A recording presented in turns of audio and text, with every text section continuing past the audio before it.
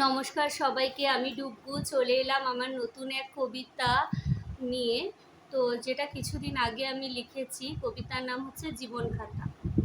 তো আমাদের জীবন একটা খোলা খাতার মতোই। জীবনের প্রত্যেকটা মুহূর্তেই আমরা শিখি, অভিজ্ঞতা সঞ্চয় করি।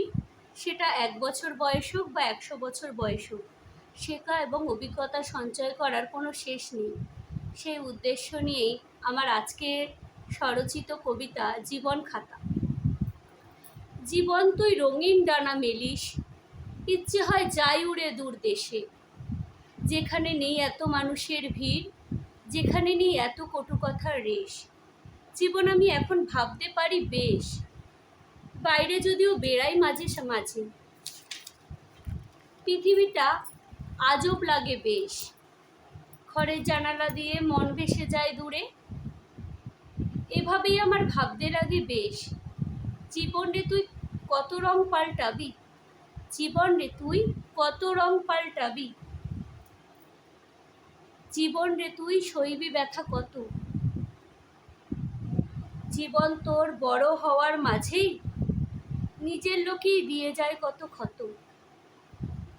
সবাই বলে মানব জীবন, সবাই বলে মানব জনম হয় নাকি একবার, সবাই বলে মানব জীবন, সবাই বলে মানব জনম হয় নাকি একবার।